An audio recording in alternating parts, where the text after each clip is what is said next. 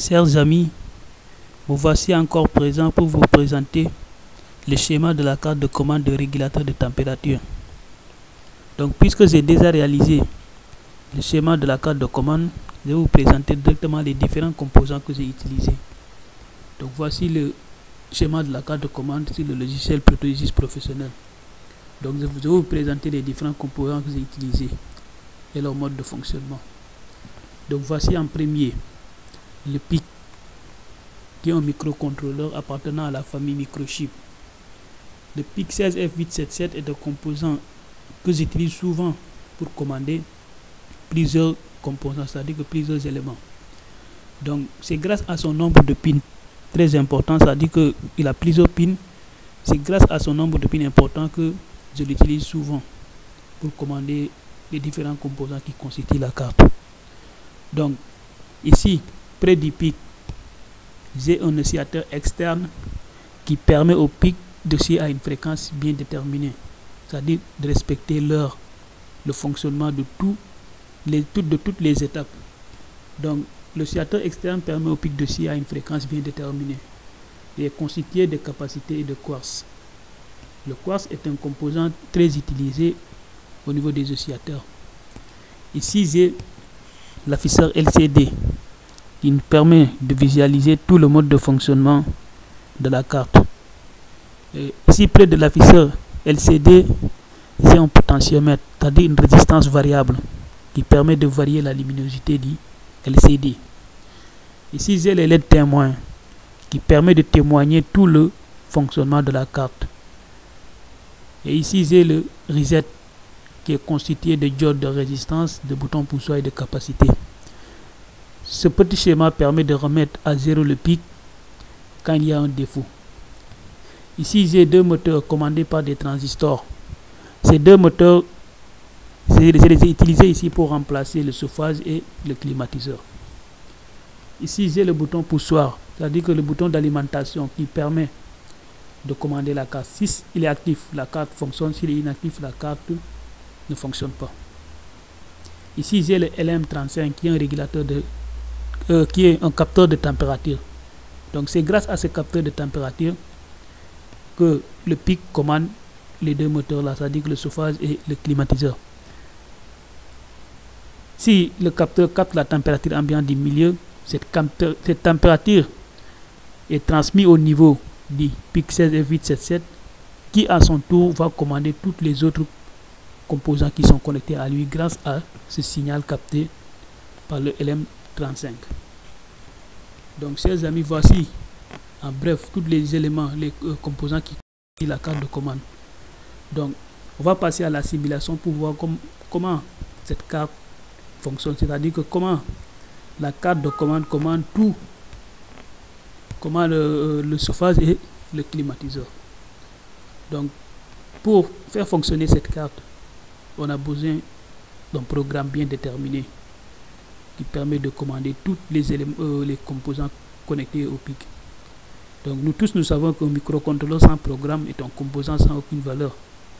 Donc, si ce microcontrôleur ne contient pas un programme, il ne pourra commander aucune de ces composants qui sont connectés à lui.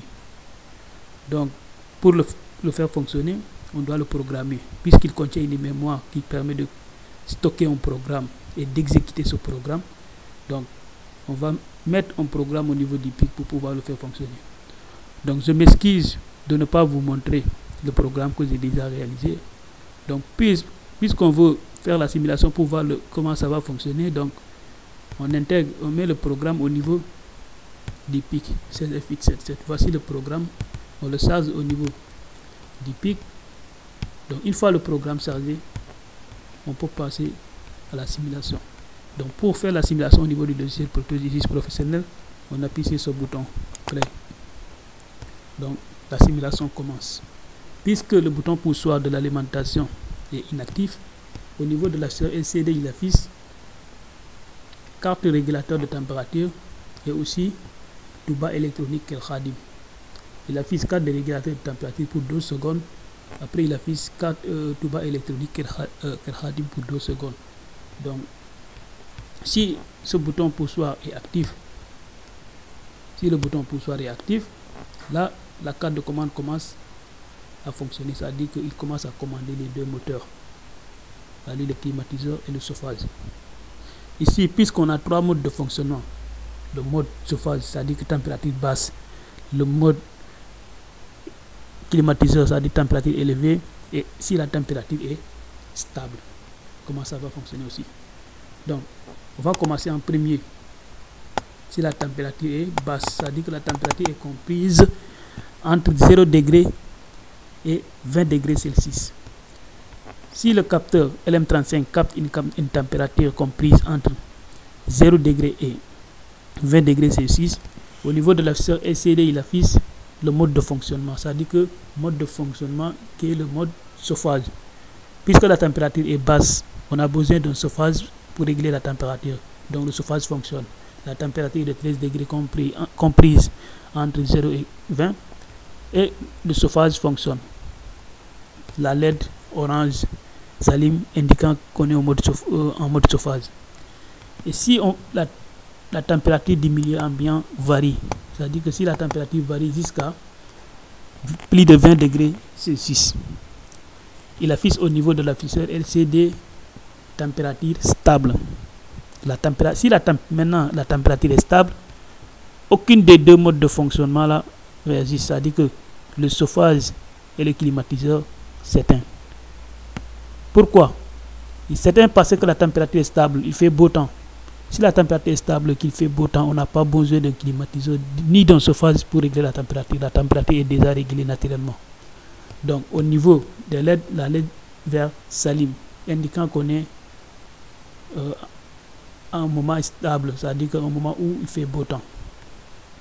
Et si la température dépasse 30 degrés Celsius, c'est-à-dire que la température est élevée, si la température est élevée, au niveau de l'afficheur LCD, il affiche mode climatiseur, c'est-à-dire qu'on a besoin d'un climatiseur pour abaisser la température à un niveau normal, c'est-à-dire que pour régler la température, on a besoin d'un climatiseur. Donc, puisque la température est élevée, le climatiseur fonctionne et la LED rouge s'allume indiquant que la température est élevée. Donc, chers amis, voici en bref tous les trois modes de fonctionnement que constitue la carte. Donc, ces genres de cartes peuvent être utilisées dans plusieurs endroits, comme des salles de conférence, extra. Donc, on peut l'utiliser dans plusieurs domaines, au niveau des maisons et partout. Donc, chers amis, je vous remercie de votre attention et on se dit à la prochaine, Inch'Allah. Merci.